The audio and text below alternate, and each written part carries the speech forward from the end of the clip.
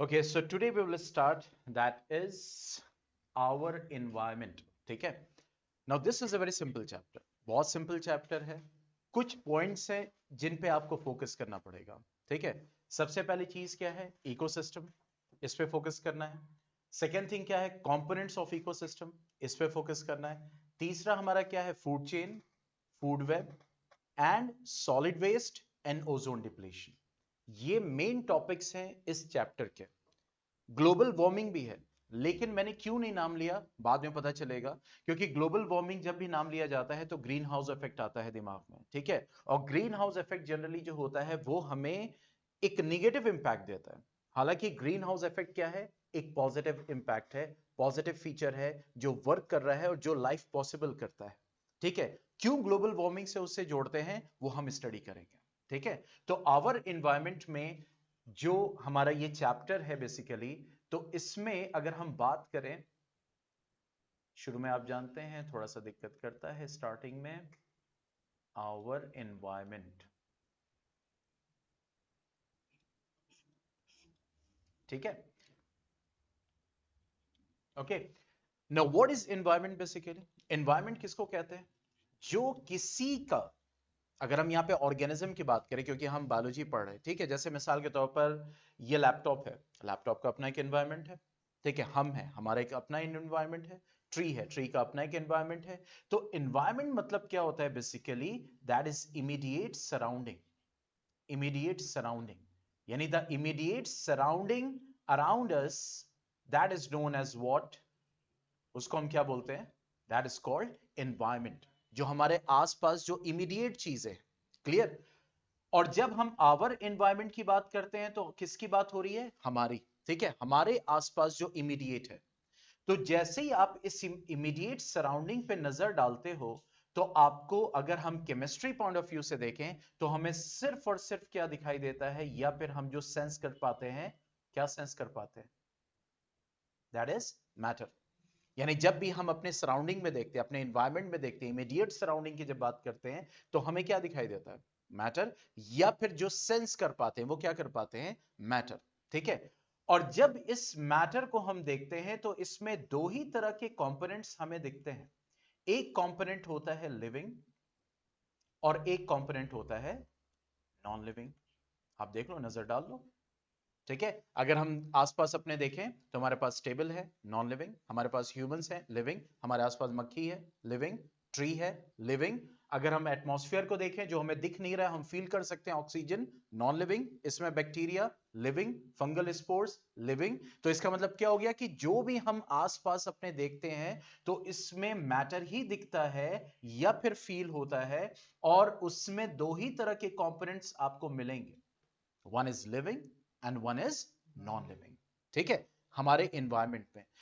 तो अब ये जो लिविंग या नॉन लिविंग कंपोनेंट है जो हमारे एनवायरमेंट को बनाता है, जो हमारे एनवायरमेंट को बनाता है, इसी को हमें स्टडी करना है और इसके कनेक्शंस को स्टडी करना है. जब ये लिविंग कंपोनेंट और ये नॉन लिविंग कंपोनेंट आपस में इंटरैक्ट करते हैं, क्या करते हैं? इंटरैक्ट करते हैं, तो वो उस जगह को फंक्शनल बनाते हैं. जैसे अभी हम लोग सब हैं. ठीक है. हम लोग आपस में इंटरैक्ट कर रहे हैं. ठीक है. हम एक दूसरे पे डिपेंडेंट है. क्लियर. हम अपने एनवायरमेंट पे भी डिपेंडेंट है. एनवायरमेंट की अगर बात करें तो ऑक्सीजन पे डिपेंडेंट है. एनवायरमेंट की अगर बात करें तो हम फूड पे डिपेंडेंट है. पॉइंट समझ में आ रहा है? ठीक है. इसी तरह अगर हम बात करें, ठंड है इस वक्त, तो हम नेचर पे डिपेंडेंट है अपने क्लोथ्स के लिए, जैकेट्स के लिए, स्वेटर्स के लिए. पॉइंट समझ में आया? तो यहां पे वही चीज है कि अगर जो लिविंग और नॉन लिविंग कंपोनेंट है ये आपस में अगर इंटरैक्ट कर रहा है, तो वो उस जो आपका जो एरिया है, जो रीजन है, उसको वो क्या बना देता है? क्या बना देता है? फंक्शनल बना देता है. क्या बना देता है? फंक्शनल. जैसे आप जाओ एक खंडहर में जाओ, तो व्हाट यू फाइंड? डेड और लिविंग? बताओ. डेड. मतलब आप जाते हो, देखते हो, अगर आप एकदम स्पेसिफिकली सारी चीजों पे नहीं जाओ, आप एक ओवरऑल जाओ, तो आपको क्या दिखाई देगा? कि अगर आप एक खंडर में जाते, क्या यार यहाँ तो कोई रहता ही नहीं लग रहा है, यही बोलते हैं. तो इसका मतलब वहां पे आपको क्या नहीं दिखा जिससे आपको वो डेड दिखाई दे रहा है? वहां पे आपको इंटरेक्शंस नहीं दिखाई दे रहा है. पॉइंट समझ में आया? ठीक है, चाहे आप ह्यूमन की स्पेसिफिकली बात करें या फिर ऑर्गेनिज्म की बात करें, क्लियर। लेकिन अगर हम डिटेल में देखेंगे तो अगर वहां पे चिड़िया है, वहां पे पेड़ है, वहां पे इंसेक्ट्स हैं, तो हम ये कह सकते हैं कि वहां पे कुछ लिविंग कंपोनेंट्स दिख रहे हैं और कुछ नॉन लिविंग कंपोनेंट्स दिख रहे हैं जो कि आपस में क्या कर रहे हैं, इंटरैक्ट कर रहे हैं, ठीक है। इसी तरह यहाँ पे अजीजिया में वहां छोटा सा एक पॉन्ड है, वहां पे क्या है, पानी है, उसमें क्या है, मछलियां हैं, उसमें क्या है, स्टोन्स है, उसमें क्या है, कुछ एल्गल ग्रोथ है, ठीक है। तो इसका मतलब वहां पे क्या है, लिविंग कंपोनेंट है और नॉन लिविंग कंपोनेंट है, ठीक है। अब वो पॉन्ड फंक्शनल है, आप उसको डेड नहीं बोल सकते, क्यों, वाई, क्योंकि वहां पे जो लिविंग है और जो नॉन लिविंग कंपोनेंट है वो आपस में क्या कर रहा है, इंटरैक्ट कर रहा है। तो वो अपने उस एरिया, उस रीजन को क्या बना दे रहा है, फंक्शनल बना दे रहा है। पॉइंट क्यों, क्योंकि मैं आपका बेस क्रिएट कर रहा हूं, हम आगे पहुंचेंगे अभी, ठीक है। तो इसी तरीके से ये जो हमारे एनवायरनमेंट में लिविंग और नॉन लिविंग कंपोनेंट्स होते हैं, जब ये इंटरैक्ट करते हैं आपस में, तो वो उस एरिया, उस रीजन को क्या बना देते हैं, फंक्शनल बना देते हैं। इस पॉइंट को दिमाग में रखना। अब आगे बढ़ते हैं, ठीक है। हम ये जानते हैं कि सेल होता है, सेल मिलके क्या बनाते हैं, टिश्यूज, टिश्यूज मिलके क्या बनाते हैं, ऑर्गन, ऑर्गन मिलके क्या बनाता है, ऑर्गन सिस्टम, ठीक है। जैसे अगर हम ऑर्गन की बात करें, स्टमक एक ऑर्गन है, ब्यूकल कैविटी एक ऑर्गन है, जिसमें टंग एक ऑर्गन है, पॉइंट समझ में आ रहा है, इंटेस्टाइन एक ऑर्गन है, और सब कुछ मिलके डाइजेस्टिव सिस्टम बनाता है, यानी ऑर्गन सिस्टम बनाता है, पॉइंट समझ में आ रहा है। और सेवरल ऑर्गन सिस्टम मिलके उस इंडिविजुअल को रेडी करते हैं। अपने एग्जांपल लेके चलो, ठीक है, उस इंडिविजुअल को रेडी करते हैं। अगर आप ह्यूमन की बात करें तो इसमें रेस्पिरेटरी सिस्टम है, एक्सक्रीटरी सिस्टम है, ठीक है, आपका सर्कुलेटरी सिस्टम है, डाइजेस्टिव सिस्टम है, नर्वस सिस्टम है, एंडोक्राइन सिस्टम है, इम्यून सिस्टम है। ये सारे सिस्टम्स जब मिलते हैं तो क्या बना रहे हैं, उस ह्यूमन इंडिविजुअल को रेडी कर रहे हैं। जब कई सारे उसी स्पीशीज के इंडिविजुअल्स मिलते हैं तो वो उस स्पीशीज का क्या बनाते हैं, पॉपुलेशन। और कई सारी पॉपुलेशन जब मिलती है तो वो क्या बनाती है, कम्युनिटी। सेवरल पॉपुलेशंस जब मिलती हैं तो वो क्या बनाती है, कम्युनिटी। और कम्युनिटीज जब मिलती हैं तो क्या बनाता है, इकोसिस्टम। और इकोसिस्टम जब मिलता है तो क्या बनाता है, बायोस्फीयर। पॉइंट समझ में आया? अब हमारा फोकस होगा इन दो पे, क्लियर। अब देखो, बायोस्फीयर किसको कहते हैं, बायोस मींस होता है लिविंग, ठीक है। हम ये जानते हैं हमारे पास तीन रीजन्स हैं बड़े बड़े। One is atmosphere, second one is hydrosphere, हवा, पानी, and third one is lithosphere, जमीन, पानी और हवा। यही तीन बड़े बड़े स्फेयर्स हैं। ये तीनों क्या पूरे एटमॉस्फेयर में लिविंग कंपोनेंट्स पाए जाते हैं, सोच के बताना। पूरा एटमॉस्फेयर यहां से लेकर ऊपर तक क्या लिविंग कंपोनेंट्स पाए जाते हैं सर, नहीं, उसके पर्टिकुलर एक रीजन में, ठीक है। क्या जहां जहां पानी है हर जगह लिविंग कंपोनेंट पाया जाता है, जरूरी नहीं है, नहीं, ठीक है। इसी तरह जहां जहां जमीन है वहां लिविंग कंपोनेंट है, नहीं। तो एटमॉस्फेयर का वो पार्ट जहां पे लिविंग कंपोनेंट पाया जाता है, बहुत समझना अच्छे से, एटमॉस्फेयर का वो हिस्सा जहां पे लिविंग कंपोनेंट पाया जाता है, हाइड्रोस्फीयर का वो हिस्सा जहां पे लिविंग कंपोनेंट पाया जाता है, लिथोस्फीयर का वो हिस्सा जहां पे लिविंग कंपोनेंट पाया जाता है, ये मिल के क्या बनाते हैं, बायोस्फीयर, ठीक है। Means the part of atmosphere, lithosphere, hydrosphere, where the living components are found actively, ये नहीं मरे हुए, actively। तो इसका मतलब वो क्या होगा, that is called what, the biosphere, ठीक है। तो बायोस्फीयर की अगर हम डेफिनेशन लिखें तो क्या होगी, that will be the part of atmosphere, hydrosphere and lithosphere where life is seen is called biosphere. उसको बायोस्फीयर कहते हैं, ठीक है।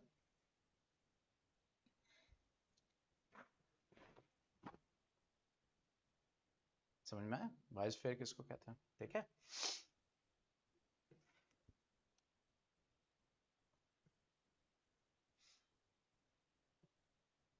ओके तो यहां पे हमने स्टडी किया कि बायोस्फीयर मींस बायोस्फीयर में जहां पे हमें क्या दिखे, लाइफ। इसका मतलब लाइफ अगर है, इसको बहुत ध्यान से समझना, अगर लाइफ है तो इसका मतलब कम से कम एक सेल होगा, यूनिसेलुलर ऑर्गेनिज्म तो होगा ही होगा, और मैक्सिमम कहां तक जा सकता है, मल्टीसेलुलर ऑर्गेनिज्म तक जा सकता है। यस अगर वो वहां पे लिविंग नहीं है तो इसका मतलब वो बायोस्फीयर का पार्ट नहीं है, ठीक है। तो लाइफ का मतलब कम से कम एक सेल होगा, ठीक है। इसको लिविंग होने के लिए मिनिमम क्या चाहिए, फूड चाहिए।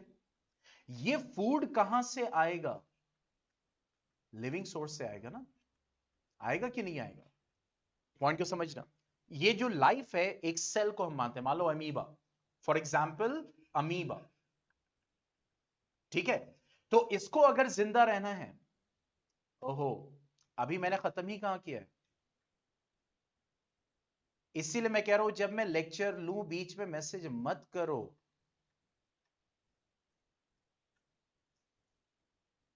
अभी मैंने खत्म ही नहीं किया, मैंने इकोसिस्टम बताया नहीं अभी। ओके तो यहां पे मान लो ये अमीबा है, अमीबा का मतलब क्या हो गया कि उसको चाहिए कम से कम फूड, तो वो फूड कहां से आएगा, वो फूड एक लिविंग सोर्स से आएगा, ठीक है। या तो वो पैरामीशियम को पूरा का पूरा खा लेगा, या तो पैरामीशियम के कंपोनेंट्स को खाएगा, मतलब एक लिविंग के ऊपर वो क्या हो गया, डिपेंडेंट। यानी वो लिविंग से क्या करेगा, इंटरैक्ट। पॉइंट को समझना बहुत अच्छे से। इसी तरह ये जो अमीबा है, इसको लिविंग होने के लिए कम से कम क्या चाहिए, ऑक्सीजन।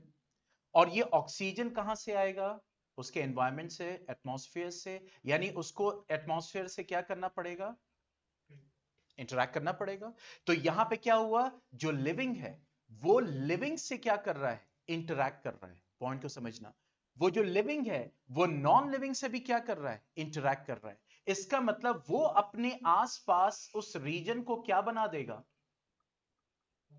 फंक्शनल बना देगा ना, ठीक है, फंक्शनल बना देगा। Is that clear. तो यहां पे लिविंग लिविंग से इंटरैक्ट कर रहा है। चलो एक और एग्जांपल लेते हैं, ट्री का।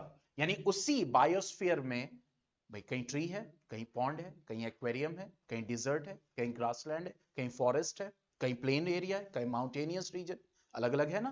तो हम ट्री की बात करते हैं, यहां पे एक पेड़ है, यानी यहां पे एक सेल था पॉन्ड के अंदर, अमीबा की बात की हमने, और वहां पे वो इंटरैक्ट कर रहा है, ठीक है।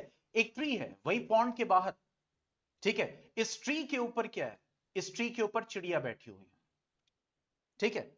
ये चिड़िया जो है वो ऑक्सीजन लेगी जिंदा रहने के लिए, और ये जो चिड़िया है यहां इस ट्री से क्या ले रही है, फ्रूट्स ले रही है। तो वो लिविंग से और नॉन लिविंग से इंटरैक्ट कर रही है। तो यानी कि वो अपने आसपास इसको क्या बना रही है, फंक्शनल। पॉइंट को अच्छे से समझना, ठीक है। इसी तरह हम लेते हैं, वहां नीचे घास लगी हुई है,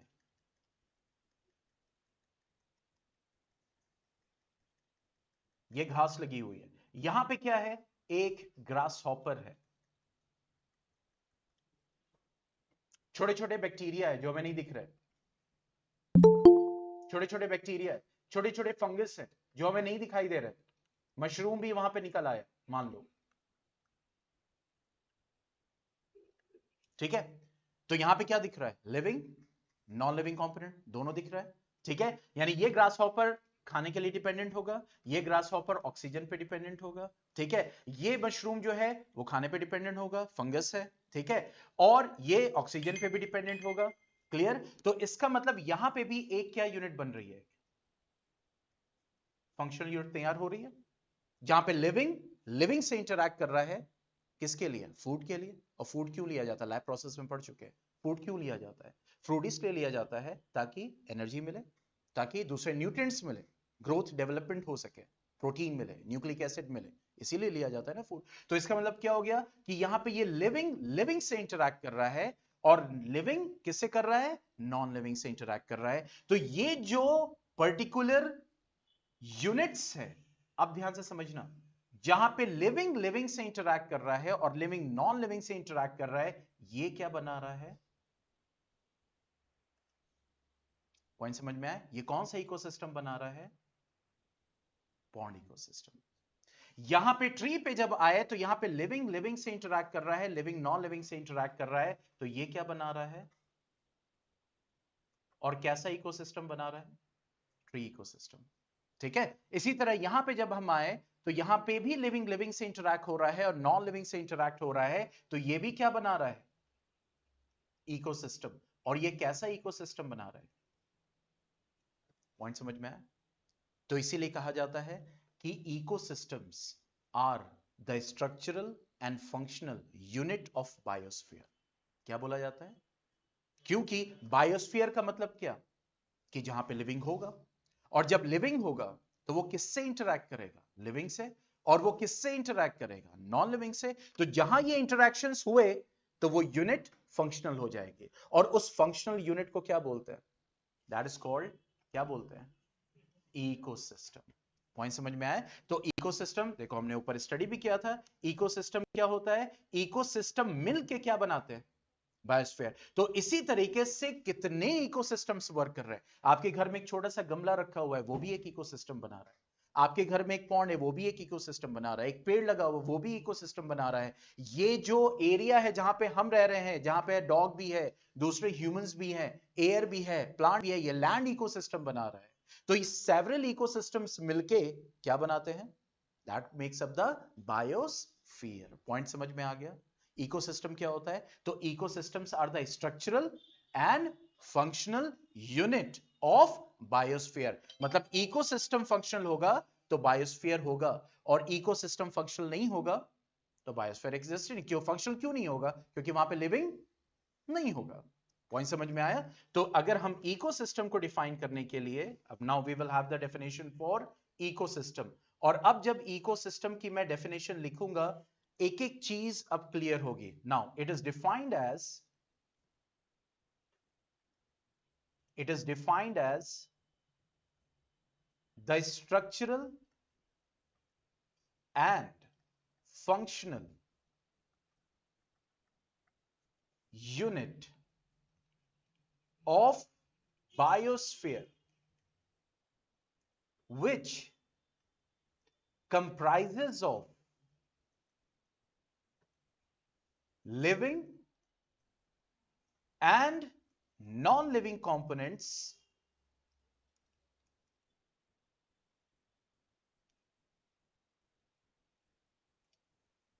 ठीक है, that interact by means of food chains। क्यों? खाना तो रहना पड़ेगा, ठीक है, by means of food chains and chemical cycles।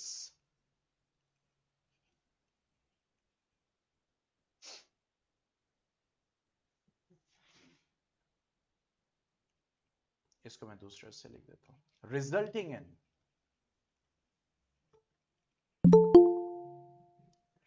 in energy flow,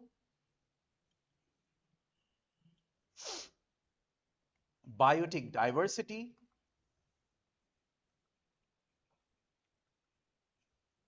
and material cycling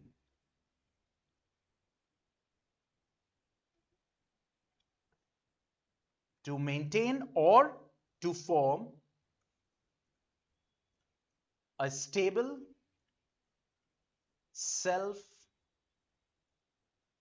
supporting system।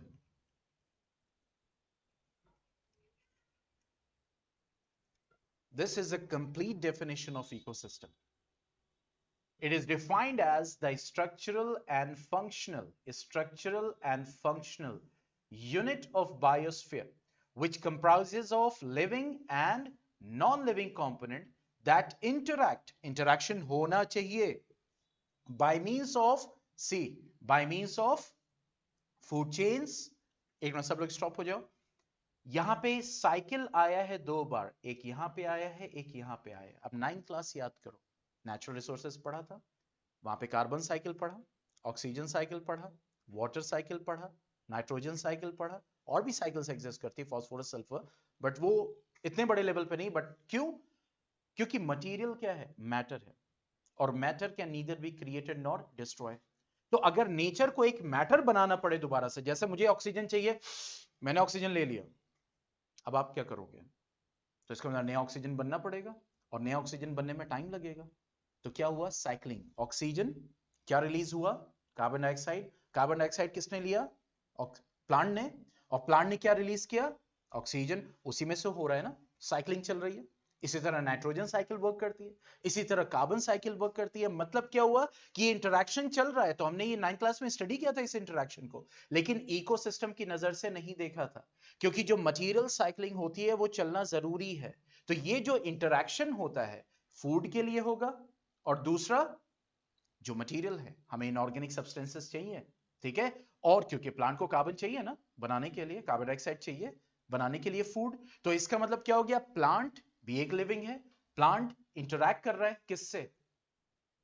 Non living component से। और किससे? लिविंग कंपोनेंट से, ताकि वो क्या कर सके? सरवाइव कर सके। जैसे ही इंटरैक्शन हुआ, ठीक है, किसके through? By means of food chain and by means of chemical cycles, ठीक है, ताकि वो क्या हो सके? एनर्जी फ्लो बना रहे। एनर्जी चाहिए ना, एनर्जी फ्लो बना रहे। और दूसरा बायोटिक डाइवर्सिटी, और तीसरा जो कि इंपॉर्टेंट है, दैट इज मटेरियल साइक्लिंग। जो प्लांट ने मटेरियल यूज कर लिया खाना बनाने के लिए, तो वापस अगर नेचर में नहीं जाएगा, जमीन तक, सॉइल तक नहीं पहुंचेगा, तो फिर क्या होगा? तो जमीन को नया बनाना पड़ेगा ना। जैसे वाटर है, वाटर की अगर साइक्लिंग ना हो तो प्लांट को तो पानी चाहिए। तो नया वाटर मॉलिक्यूल बनाने के लिए क्या इतना आसान समझते हो? अगर एक वाटर मॉलिक्यूल बनना पड़े क्रिएशन की, जैसे हम जब रिएक्शन पढ़ते हैं तो रिएक्शन में क्रिएशन नहीं होता है ना। जब कार्बन ऑक्सीजन से रिएक्ट करता है तो वहां पे सिंपल क्या होता है? हमने पढ़ा है केमिकल रिएक्शन में सिंपल रीअरेंजमेंट होता है, ठीक है। वहां पे कोई ऐसा नहीं है कि 2 ऑक्सीजन लिया है तो प्रोडक्ट साइड में 3 ऑक्सीजन आके तैयार हो जाएगा, ऐसा नहीं हो सकता, क्योंकि matter can neither be created nor destroyed. तो यहां पे वही चीज है कि वो मटेरियल साइक्लिंग होगी, जरूरी है, ताकि क्या बने? देखो ये इंपॉर्टेंट है, स्टेबल सेल्फ सपोर्टिंग सिस्टम। ये बहुत इंपॉर्टेंट चीज है। ये इकोसिस्टम अगर सही से वर्क करेगा तो इसका मतलब ये पूरा नेचर क्या रहेगा? स्टेबल रहेगा। और अल्टीमेटली, देखो अल्टीमेटली किसको फर्क पड़ता है? तो ह्यूमंस क्या करते हैं? एक्टिविटी करते हैं जिससे नेचर अगर इम्बैलेंस हुआ, पॉइंट को समझना, अभी डेफिनेशन लिखने का टाइम मैं दूंगा, ठीक है। नेचर अगर इम्बैलेंस हुआ तो क्या इम्बैलेंस होगा? इकोसिस्टम। और अगर इकोसिस्टम इम्बैलेंस हुआ तो क्या इम्बैलेंस होगा? बायोस्फीयर। बायोस्फीयर अगर इम्बैलेंस हुआ तो अल्टीमेटली किसको फर्क पड़ेगा? इसलिए कहते हैं ना, कर्म, हरकतें करोगे वापस आएंगी। तो इसका मतलब ह्यूमंस ही है जो अगर अपनी एक्टिविटीज को कंट्रोल करेगा, कंट्रोल्ड वे में यूज करेगा, तो फिर जो नेचर है वो बैलेंस रहेगा, इकोसिस्टम बैलेंस रहेगा, और अल्टीमेटली ह्यूमन सुकून से अपनी जिंदगी गुजारेगा। लेकिन जब वो अपनी हिर्स के लिए, अपनी जिसको कहते हैं ना कि ख्वाहिश के लिए, या अपनी ग्रीड को पूरा करने के लिए एक्टिविटीज को परफॉर्म करते हैं, तो जिसकी वजह से क्या होता है? क्या क्रिएट होती है? प्रॉब्लम। और वही हम डिस्कस करेंगे चैप्टर में, in the form of solid waste, in the form of ozone depletion, in the form of that is global warming. तो इसीलिए हम जो एक्टिविटीज करेंगे अल्टीमेटली किधर आएगी? वापस हमारे ऊपर ही आएगी। अगर हमने आसपास अपने इकोसिस्टम को अच्छे से मेंटेन किया तो फिर हम ही सुकून से रहेंगे, क्योंकि इकोसिस्टम किसकी वजह से है? लिविंग और नॉन लिविंग दोनों की वजह से है। तो ये नहीं है कि अगर हम हैं तो हमारे आसपास जितने जानवर या जितने पेड़ या जितनी भी ये मटेरियल है, कोल है, तो वेस्ट करते चले जाओ। पॉइंट समझ में आ रहा है? तो ऐसा नहीं है। अगर आप उसको लिमिटेड वे में यूज करोगे तो इकोसिस्टम क्या रहेगा? स्टेबल रहेगा, वरना अनस्टेबल हो जाएगा। वही आपका लास्ट चैप्टर है, मैनेजमेंट ऑफ नेचुरल रिसोर्सेज, जो इस साल नहीं है बोर्ड पे, उसमें वही है, मैनेजमेंट ऑफ नेचुरल रिसोर्सेस। क्यों जरूरत पड़ी मैनेजमेंट की? क्योंकि इंसान उसको सही से यूज नहीं कर रहा। तो शुरुआत यहीं से हो रही है। तो इकोसिस्टम आई थिंक अब क्लियर हो गया होगा कि इकोसिस्टम क्या है। ठीक है, तो इकोसिस्टम आपके लिविंग, कोई अगर कंफ्यूजन है, डाउट है तो पूछो। यस, ऑनलाइन समाज ऑफलाइन समाज दोनों पूछे, कोई भी डाउट यहां तक किसी भी टाइप का कोई डाउट हो तो पूछो। शुभम ने क्वेश्चन किया है, क्या किया है? सर इकोसिस्टम के लिए लिविंग नॉन लिविंग कुछ भी हो सकता है ना, क्योंकि ये किसी से भी इंटरेक्ट कर सकते हैं। यस, वो पर्टिकुलर वो इकोसिस्टम, जैसे आप बात करें ग्रासलैंड इकोसिस्टम की, तो ग्रासलैंड में ग्रास हॉपर भी है जो खा रहा है आपका ग्रास, और ग्रासलैंड में वहां पे आपके बैक्टीरिया भी हैं जो अपने सॉइल में से अपने फूड को निकाल रहे हैं। ठीक है, तो वो पर्टिकुलर एक क्या बन रहा है, ग्रासलैंड इकोसिस्टम बन रहा है। आपने एक्वेरियम बनाया, फॉर एग्जांपल घर में एक एक्वेरियम लगाया, तो एक्वेरियम में आपने क्या डाला, शीशा लगाया, उसमें पानी डाला, उसमें पत्थर डाला, उसमें मछलियां डाल दी, आर्टिफिशियल प्लांट्स डाल दिया, आपने एक इकोसिस्टम क्रिएट कर दिया। इकोसिस्टम क्रिएट करने का मतलब क्या हो गया, लिविंग। और ऐसा आपने एक रीजन क्रिएट कर दिया जहां पे लिविंग नॉन लिविंग आपस में क्या करने लगे, इंटरैक्ट। आपने खाना खाया, खाना जो है डाल दिया, ठीक है, यानी खाना खा के वेस्ट डाल दिया।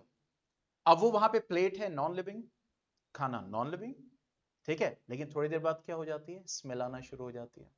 तो अब वहां पे क्या हो गया, इंटरेक्शन स्टार्ट हो गया। वहां पे बैक्टीरिया, फंगस, उन्होंने फूड से इंटरेक्शन स्टार्ट कर दिया, और उन्होंने अपने एनवायरमेंट से, तो वो जो खाना खराब हो रहा है, रॉट हो रहा है, सड़ रहा है, वहां पे भी क्या क्रिएट हो गया, इकोसिस्टम क्रिएट हो गया। पॉइंट समझ में आ रहा है?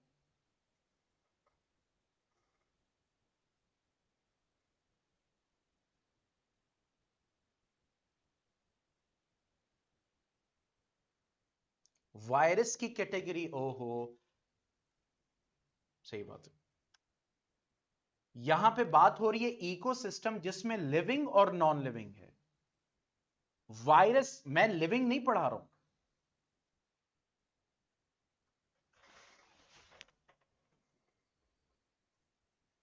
वायरस आपके ऑब्लिगेट पैरासाइट होते हैं जिनको होस्ट चाहिए।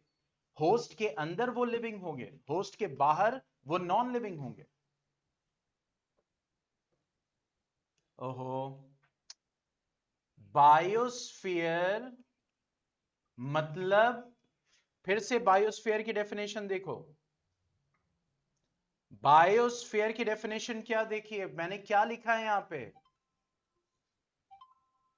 मैंने यहां लिखा है the part of atmosphere, hydrosphere, lithosphere where only living is found. मैंने क्या लिखा है,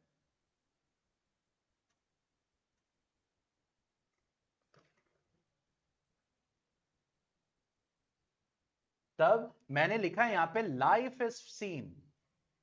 तो लाइफ होने के लिए लिविंग होगा, और लिविंग नॉन लिविंग से इंटरैक्ट करेगा ही करेगा। तो वो जो इंटरैक्शन हो रहा है जिससे इकोसिस्टम बन रहा है, और कई सारे इकोसिस्टम्स मिलके बायोस्फीयर बना रहे हैं। That's it, simple. ओके, कोई क्वेश्चन? कोई नहीं, पक्का। अच्छा, ये जो इकोसिस्टम है, ठीक है, ecosystem, this term was given by Tansley in 1935। यानी ये जो इकोसिस्टम टर्म दिया था, वो टैंसले साइंटिस्ट ने दिया था 1935 में। ठीक है, तो यहां तक बात आती है, इकोसिस्टम को हमने समझा और बायोस्फीयर को समझा। Now coming to the next, and that is types of ecosystem. Next topic, types of ecosystem. अब यहां पे टाइप्स जब हम स्टडी करेंगे, तो नेचर की बेसिस पे, ड्यूरेशन की बेसिस पे, और साइज की बेसिस पे। ठीक है,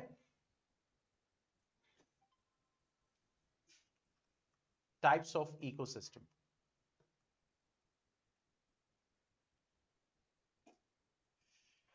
ओके, सबसे पहले हम डिसाइड करेंगे on the basis of nature. On the basis of nature two types के इकोसिस्टम होते हैं। One is natural ecosystem and one is artificial ecosystem.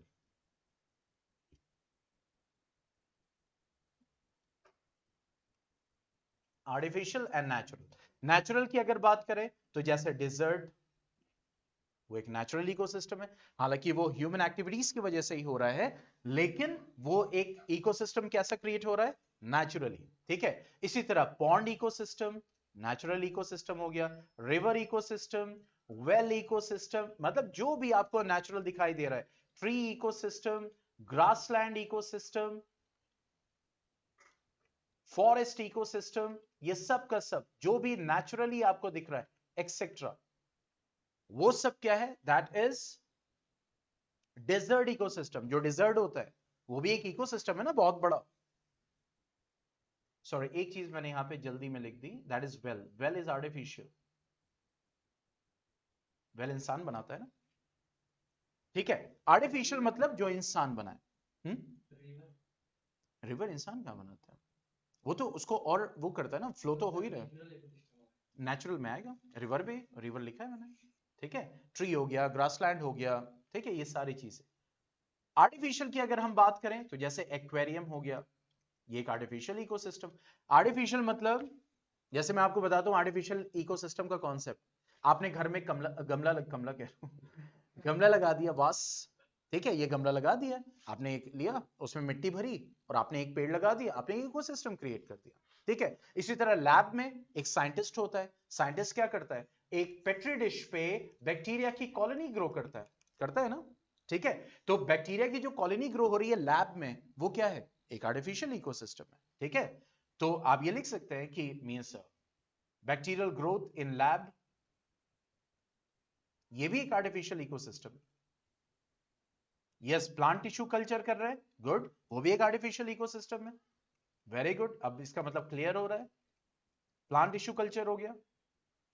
और मैं आपको बताता हूं, हालांकि जो रिपोर्टेड है, उससे पहले पता नहीं किसने किसने किया होगा, लेकिन जो रिपोर्टेड है, ठीक है, तो ये बोला जाता है कि जो सबसे पहला जो रिपोर्टेड है, मैं अभी बार बार कह रहा हूं, the first artificial ecosystem,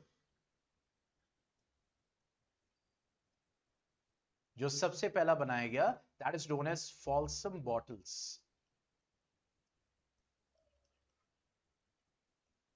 फॉल्सम scientist का नाम है, फॉल्सम बॉटल। अब देखो क्या किया, कुछ नहीं किया, होनोलुलु बे पे गया, दैट इज इन अमेरिका, और वहां पे जो खाड़ी होती है ना, उसके किनारे पानी, वो आपने देखा होगा ना, पानी किनारे जो होता है, जैसे आप पौंड में जाओ या किनारे एक पानी होता है जहां पे थोड़ी गंदगी भी होती है, इस टाइप की चीज होती है। तो उसने एक बॉटल लिया,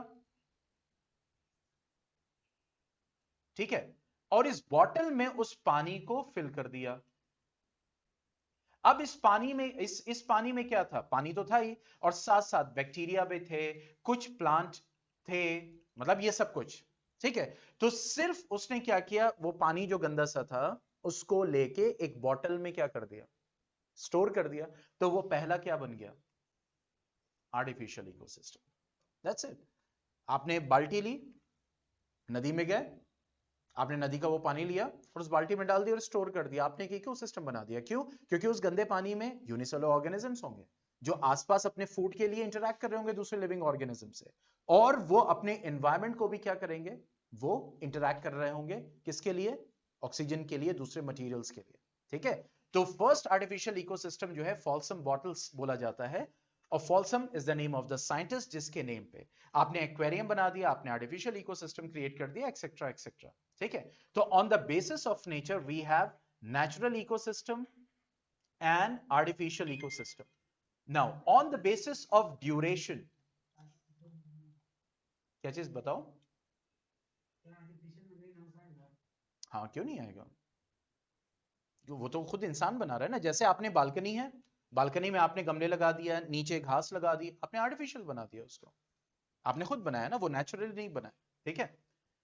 next, on the basis of duration, duration के बेसिस पे two types of ecosystem, one is the temporary ecosystem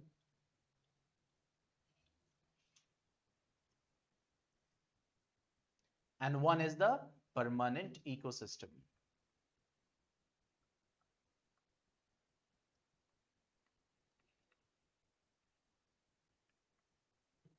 ठीक है, जैसे मान लीजिए टेम्पररी मतलब वही हो गया, जैसे आपने एक्वेरियम हो गया, टेम्पररी है, ठीक है। आपने गमला लगाया, टेम्पररी है वो, क्लियर। तो आप एक्वेरियम हो गया, ठीक है, और उसके बाद आपका वास हो गया जो आपने गमला लगाया, या बैक्टीरियल ग्रोथ हो गई। जैसे मैंने आपको एग्जांपल दिया, एक फल जो है वो सड़ रहा है, तो उसके वहां पे जो बैक्टीरियल या फंगल ग्रोथ है वो क्या टेम्परेरी है ना, ऐसा तो नहीं वो जिंदगी भर अब रहने वाली है। तो वो सब क्या है, टेम्परेरी, यानी कि जो चंद देर या चंद दिनों या चंद हफ्तों तक रहे, तो वो कैसा इकोसिस्टम होता है, टेम्परेरी इकोसिस्टम। और परमानेंट इकोसिस्टम जो कि ज्यादा वक्त तक रहे, जैसे कि desert ecosystem, desert ecosystem permanent में आएगा। फॉरेस्ट इकोसिस्टम, फॉरेस्ट इकोसिस्टम क्योंकि जंगल तो रहेगा ना, वो तो जब इंसान काटता है तब ना, या कोई नेचुरल कैलेमिटी आ गया, अर्थक्वेक आ गया, तभी वो अंदर चला जाएगा। नहीं तो फॉरेस्ट इकोसिस्टम आपका क्या है, परमानेंट इकोसिस्टम है। यस, ट्री इकोसिस्टम अगर बात करें, ट्री एक सिंगल ट्री, तो वो भी टेम्पररी हो सकता है, that could not be permanent. ठीक है, ट्री इकोसिस्टम टेम्पररी में आएगा क्योंकि पेड़ कट गया, क्लियर। लेकिन अगर फॉरेस्ट की बात करें, फॉरेस्ट एक लार्ज एरिया को कवर करता है, ठीक है। इसी तरह से आपके ओशन का, ओशन इकोसिस्टम हो गया, ये भी क्या है, परमानेंट है, क्लियर, एक्सेट्रा एक्सेट्रा। तो ऐसे इकोसिस्टम्स, वन और two examples are sufficient for you, means those are for limited time, वो क्या हो जाएगा, टेम्परेरी। और जो ज्यादा वक्त के लिए, मींस चेंज बहुत मिनिमल हो, तो वो क्या हो जाएगा, दैट इज परमानेंट। जैसे आपका एंटार्क्टिक एरिया, आर्कटिक एरिया, वो क्या है, परमानेंट इकोसिस्टम है। वहां पे सालों साल वहां पे क्या रहेगी, सनलाइट क्यों होगी बेटा, यहां पे इकोसिस्टम बोला जा रहा है। इकोसिस्टम मतलब एक ऐसा सिस्टम जहां पे लिविंग और नॉन लिविंग इंटरैक्ट कर रहे हैं। सनलाइट एक नॉन लिविंग फैक्टर है बस।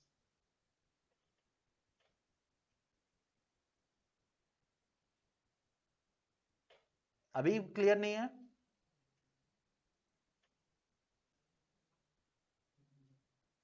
बेटा सनलाइट इंटरैक्ट कर रहा है, ओहो, एक फिश है, वो ऑक्सीजन से इंटरैक्ट कर रहा है, तो यहां पे बेटा ऑक्सीजन को इकोसिस्टम नहीं बोला जा रहा है, यहां पे ये जो फिश और ऑक्सीजन के बीच में इंटरैक्शन चल रहा है, इसको क्या बोला जा रहा है, इकोसिस्टम। सिस्टम, ऑक्सीजन को इकोसिस्टम नहीं बोला जा रहा है, न फिश को इकोसिस्टम बोला जा रहा है, ना ह्यूमन को। वो जो इंटरैक्शन चल रहा है जो कि एक सिस्टम क्रिएट कर रहा है। जैसे हम कहीं पहुंचे तो हम देखते हैं ना कि भाई शादी हो रही है, शादी क्यों पता चलती है, क्योंकि वहां पे कुछ ऐसी एक्टिविटीज चल रही हैं जिससे पता चलता है उस जगह शादी चल रही है। पॉइंट समझ में आया। तो ऐसी एक्टिविटीज जो इंटरैक्शन चल रहा है, तो जिसकी वजह से उस जगह को क्या बोलोगे आप, क्या बोलोगे, समझ गया ना, that is what the ecosystem is. हाँ, okay. Now coming to the next, on the basis of size, अगर साइज के बेसिस पे हम देखें तो वी हैव स्मॉल इकोसिस्टम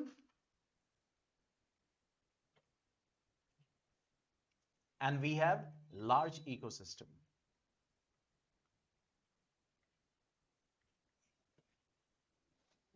जैसे स्मॉल इकोसिस्टम की हम बात करें तो फ्लावर पार्ट हो गया, yes, tree ecosystem that is a small ecosystem. ठीक है, ट्री हो गया, आपका एक्वेरियम हो गया, ये कि स्मॉल इकोसिस्टम में आएगा। छोटा सा पॉन्ड हो गया, वो भी स्मॉल इकोसिस्टम में आएगा। ग्रासलैंड, घास वास होती है जैसे घर के बाहर, वो भी क्या आएगा, ग्रासलैंड इकोसिस्टम, ये भी स्मॉल इकोसिस्टम है जिसका साइज कम हो। यस, प्लांटेशन आपने किया वो भी स्मॉल में आएगा। लार्ज में जैसे डिजर्ट हो गया, फॉरेस्ट हो गया, ओशन हो गया, गार्डन स्मॉल में ही आएगा। हाँ, अब गार्डन कहाँ, एकड़ एकड़ गार्डन गार्डन तो आर्टिफिशियल ही होता है, ठीक है। तो यहाँ पे मतलब ये नहीं हम साइज के बेसिस पे देख रहे हैं, अब उसमें आर्टिफिशियल भी आ सकता है और नेचुरल भी आ सकता है, ठीक है, etcetera etcetera. So we have differentiated different types of ecosystems on the basis of size, on the basis of nature and on the basis of अगर अर्थ की बात करें बेटा, तो अर्थ पे लिथोस्फेयर है, हाइड्रोस्फेयर है और एटमॉस्फेयर है। मतलब अर्थ के लेवल पे देखोगे तो यहां पे क्या एक्टिव है, जैसे मान लो ह्यूमन है, ह्यूमन ह्यूमन क्यों है, क्योंकि ह्यूमन सेल का बना, सेल को बोलते हैं ना, cell is the structural and functional unit of life. ठीक है, तो अगर सेल यानी ह्यूमन मतलब cell structural unit of life क्यों बोलते हैं? क्योंकि इसलिए बोलते हैं क्योंकि वो ऑर्गेनिज्म सेल का बना हुआ है। तो इसी तरह बोला जा रहा है ecosystem is the structure of what? Biosphere. मतलब इकोसिस्टम मिलके बायोस्फीयर बनाते हैं। इसी तरह cell is the functional unit of life, मतलब सेल फंक्शन करेगा तभी वो ऑर्गेनिज्म फंक्शन करेगा। तो इसी तरह बोला जा रहा है ecosystem is also the functional unit of biosphere. मतलब अगर वो अगर वो फंक्शनल करेगा इकोसिस्टम, तभी वो बायोस्फीयर फंक्शनल होगा, वरना उसको आप बायोस कभी बोलोगे नहीं, क्योंकि बायोस का मतलब क्या होता है? लाइफ।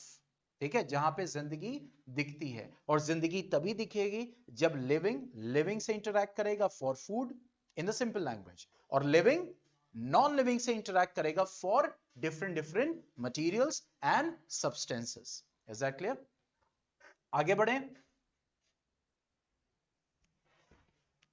अब हमारा नेक्स्ट टॉपिक जो है that is components of ecosystem. यानी इकोसिस्टम किसका बना हुआ है? तो बहुत बातें हुई हैं इसके बारे में। इकोसिस्टम दो कंपोनेंट्स का बना होता है। One is abiotic component.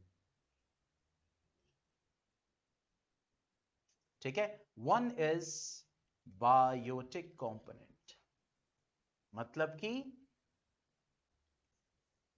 Non living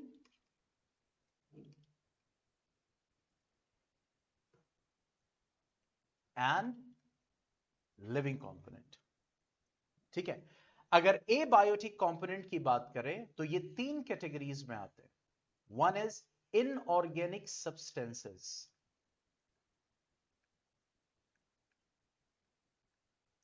one is organic substances,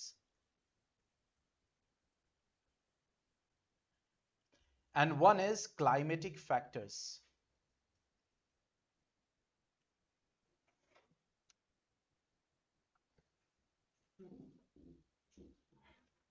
ठीक है, इनऑर्गेनिक मतलब वही आपके metals, non metals and metalloids. यानी हम आयरन पे डिपेंडेंट होते हैं कि नहीं? बिल्कुल। आयरन नहीं होगा तो हीमोग्लोबिन नहीं बनेगा।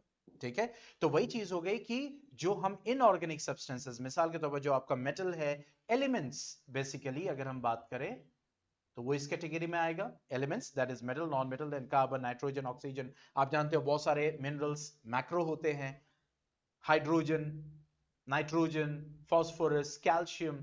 तो वो जो एलिमेंट्स हमें रिक्वायर्ड होते हैं वो क्या होते हैं? That is inorganic substances. इसी तरह ऑर्गेनिक सब्सटेंसेस का मतलब क्या हो गया? Carbohydrates, fats, nucleic acids. Inorganic मतलब बेटा वही एलिमेंट्स, मतलब मेटल, नॉन मेटल, मेटलॉइड्स हमें रिक्वायर्ड होते हैं ना। हमें आयरन चाहिए, कैल्शियम चाहिए, हाइड्रोजन चाहिए, सारे जितने। ठीक है, ऑर्गेनिक मतलब कार्बन कंटेनिंग, हाइड्रोकार्बन या उसके डेरिवेटिव। तो जैसे कार्बोहाइड्रेट हो गया, फैट हो गया, यस, न्यूक्लिक एसिड हो गया,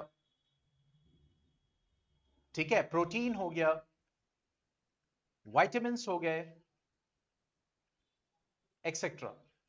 अब देखो इनऑर्गेनिक जब बोला जाएगा, मान लो वाटर मैंने बोला, बहुत ध्यान से समझना। तो वाटर किस में आएगा? इनऑर्गेनिक या ऑर्गेनिक में? क्या हुआ हमजा, कोई प्रॉब्लम, इशू हो रहा है? अच्छा, इनऑर्गेनिक में आएगा या ऑर्गेनिक में आएगा? यस, इनऑर्गेनिक में, क्योंकि इसमें क्या है? हाइड्रोजन और क्या है? ऑक्सीजन। तो वाटर के थ्रू हम क्या ले रहे हैं basically? Hydrogen and oxygen. Clear? तो ये किस में आएगा? इनऑर्गेनिक में आएगा। क्लियर? अब क्लाइमेटिक फैक्टर्स मतलब रेनफॉल, ये सब भी है ना रिक्वायर्ड। बारिश होगी, नमी होगी, तभी तो फंगस ग्रो करेगा। बारिश होगी, नमी होगी, तभी तो बैक्टीरियल ग्रोथ ज्यादा होगी, वायरल इन्फेक्शंस होंगे। पॉइंट समझ में आ रहा है? तो यहाँ पे वही चीज है, क्लाइमेटिक फैक्टर्स भी रोल प्ले करते हैं, तो वो भी आपके एबायोटिक कंपोनेंट्स में काउंट किए जाएंगे। रेनफॉल हो गया, सनलाइट हो गई, पीएच हो गया, यानी एसिडिटी बेसिसिटी सॉइल की, ठीक है, उस पर भी डिपेंड करेगा, और ह्यूमिडिटी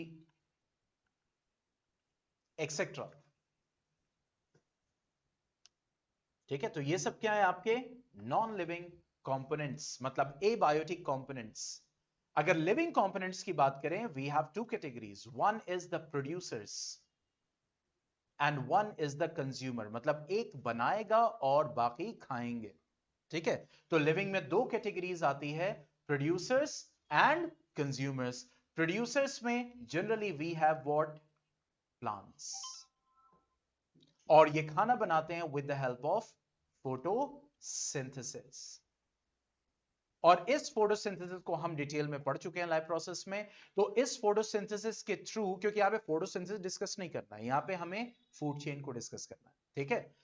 और इस फोटोसिंथेसिस के लिए जितनी एनर्जी सन से आती है, क्योंकि हम यानी कि जो लिविंग ऑर्गेनिज्म है वो डायरेक्टली और इनडायरेक्टली किस पे डिपेंडेंट है, सोलर एनर्जी, ठीक है, सन पे। जो भी लिविंग ऑर्गेनिज्म है डायरेक्टली और इनडायरेक्टली एनर्जी के लिए किस पे डिपेंडेंट है, सोलर एनर्जी पे डिपेंडेंट है, ठीक है। उसके अलावा भी है, but that is the very limited part, but most क्या है, वो सोलर एनर्जी पे डिपेंडेंट है, ठीक है। और जो भी एनर्जी प्लांट के पास पहुंचती है, जो भी सोलर एनर्जी पहुंचती है, तो प्लांट अपनी फोटोसिंथेसिस के लिए कितना परसेंट सिर्फ एनर्जी का यूज करता है, 1%। ठीक है, means 1% of the energy that is being received by the sun. ठीक है, तो 1% ऑफ टोटल एनर्जी,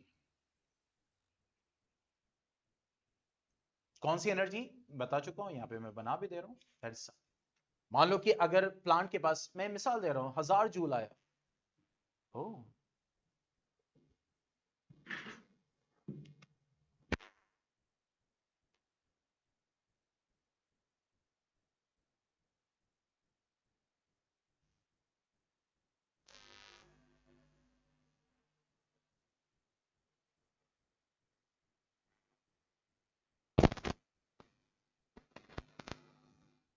आवाज आ रही है मेरी,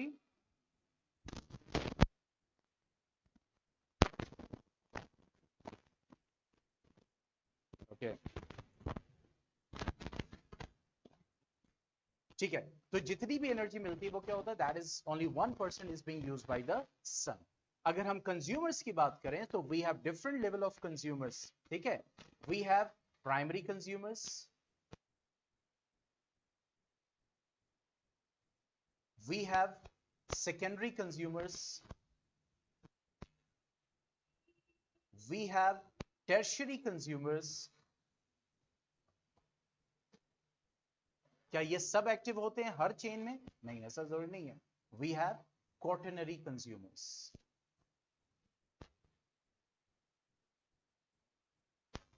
ठीक है। इसी प्राइमरी कंज्यूमर में जो होता है उसी को हम बोलते हैं क्या, हर्बीवोर्स। पॉइंट समझ में है, जो प्राइमरी कंज्यूमर है, जो डायरेक्ट प्रोड्यूसर पे डिपेंडेंट है, किस पे डिपेंडेंट है, प्रोड्यूसर पे, तो हम उसको क्या बोलते हैं, हर्बीवोर्स। और बाकी सब क्या है, कार्निवोर्स, या फिर अगर टॉप की बात करें तो वो क्या है, ऑमनिवोर्स। पॉइंट समझ में, यानी टॉप पे कौन है, जिनको जनरली आमतौर से खाना नहीं है वो किसी का, ऐसा तो नहीं सुना होगा ना कि भाई इंसान खाया जा रहा है, आज वो निपट गया, आज वो निपट गया, ऐसा तो नहीं, ठीक है। या फिर हाथी है तो पता चला कि हाथी खाया जा रहा है। देखो टॉप पे हमेशा एलिफेंट मिलेगा, हॉक मिलेगा, ईगल मिलेगा, शेर मिलेगा, इंसान मिलेगा, क्यों, क्योंकि those organisms are not the part of general food chain. अगर आप पहुंच गए जंगल में तो रेयरली खा लिया जाएंगे, वरना नहीं, ठीक है। हाथी है तो वो रेयरली खा लिया जाएगा शेर के ग्रुप से, वरना नहीं। लेकिन आप देखोगे इंसेक्ट है, चूहा है, ये सब ये आमतौर से खाना पीना चल रहा है सबका, ठीक है। तो ये हमारे डिफरेंट लेवल के क्या होते हैं, आपके जो लिविंग कंपोनेंट है वो इन कैटेगरीज में डिवाइडेड होते हैं, और यहां से बात स्टार्ट होगी नेक्स्ट, ठीक है। तो अब हम परसों मिलेंगे मैथमेटिक्स के साथ, और ट्राइंगल्स जो है उसको कंटिन्यू करेंगे। Don't leave the meeting.